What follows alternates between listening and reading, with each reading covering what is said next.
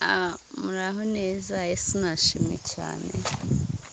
Ego, amakuru mfite ku Burundi nyine ni uko Imana nyine yarabatanze bariya bantu.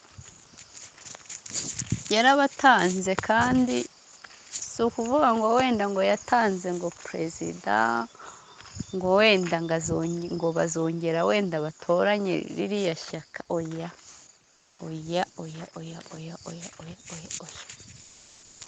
Oya, oya, oya, oya. Yarabatanze n'ishyaka ryabo mbese Imana yarabatanze. Ni kenshi icyo data yavuganye nanjye, ni kenshi ngo yagiye ibarengera, ni kenshi yagiye ibarwanirira, ni kenshi yagiye ibakuriraho amakudeta, ariko ntago bigeze basenga Imana yo mu ijuru, ntago bigeze bamenya ko ariyo yabikoze ngo bahindure intwaro yabo. Nubwo hari n'abageragezaga bajijisha berekana ko basenga, ariko abayobozi bagiye babaho Burundi bagiye bakoresha ibintu by'imyuka mibi, bagiye bishingikiriza ku mbaraga z'abarozi.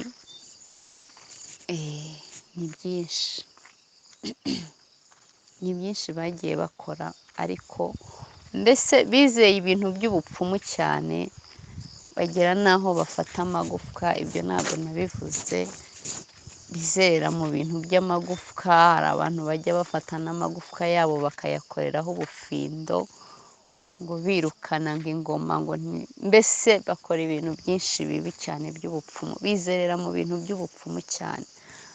Ibyo byose rero byababaje Imana, bituma igambirira kubaca ku ngoma. Ikindi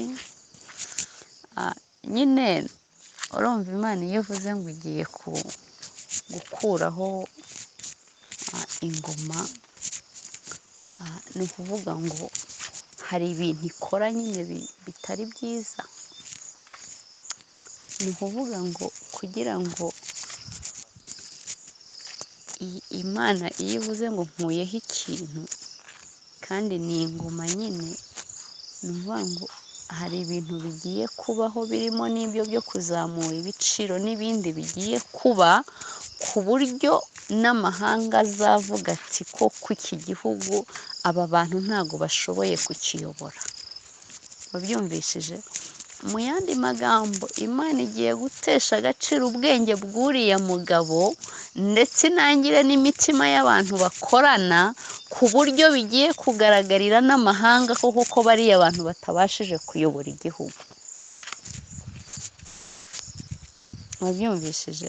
Bivuga ngo ibi ngibi ni ibyo mubonye, kuko nyine Imana yarangije gutesha agaciro bya bindi bari bishingikirijeho. Imana yarangije kubitesha agaciro. Ibyo ni byo byatumaga amahanga atabasha kubona ubwenge buke bwabo bwo kuyobora. Nibyo byatumaga abaturage batabona ko batwawe nabi ngo banabibone bigaragare. Nibyo byatumaga n'abandi bayobozi bayoboranaga batabasha kubibona, kuko bo bagiye barogwa kenshi. Rero ibyo byose kubera ko Imana yabitesheje agaciro, bitagifite agaciro, ni ukuvuga ngo nibyo byabakingirizaga bikabahisha. Aka kanya ni ukuvuga ngo ibintu byabo byose bigiye kujya hehe? Ku mugaragaro.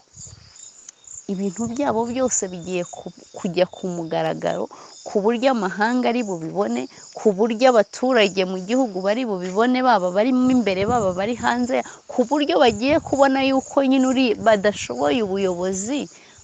Buri muntu wese agasigara avuga ngo ibi bintu bigire gute? Bihinduke. N'amahanga akavuga ati ibi bintu bigire gute? Bihinduke. Rero ibyo ni itangiriro, n'ibindi biraje, n'ibindi bigize gute? Biraje. Ikindi Imana yambwiye ni uko igeze mu ngabo, n'ingabo ubwazo zigiye gusubiranamo. Uko ni ukuri, n'ingabo ubwazo zigiye gusubiranamo, inzego zose z'umutekano zigiye gusubiranamo, bamwe nyine bajye bajya ku rundi ruhande. Ibyo nabyo ni ibintu bigiye kugira gute? Bigiye kubaho. Rero igihari nyine ni uko mutegereze murebe, gusa nuko nzi yuko ni Imana igiye kubyikorera, kandi ni ukuri uwizimika niyo izaba yamutoranyije, kandi Uburundi buzahinduka, buzamera neza, buzaba igihugu cyiza, ndetse iterambere ry'Uburundi buzihuta kuko n'Imana igiye kubikora, kandi ntabwo kizongera gusubira mu ntambara, kuko abarundi barababaye igihe kinini. Imana nikuraho ibi ngibi, ibindi izashiraho bizaba ari ibintu birambye, kandi abarundi bazatekana, abarundi bazamera neza, abarundi bazaba mu mahoro, abarundi igihugu cyabo kizaba cyiza, ndetse iterambere ryaho rizihuta. Ni ayo makuru nyine, ni ayo ngayo ndumva nyine bihagije. Ibindi byose bigiye kugenda biba nyine ni ibyo muzajya mubona, ariko bigamije nyine ko buri muntu wese, mbese ni ukuvuga mu yandi magambo, igiye kubambika ubusa. Igiye kubambika iki? Ubusa, ku buryo buri muntu wese abasobanukirwa ndetse akanabanga, akavuga ati iyi ngoma koko ikwiriye kuvaho. Yego.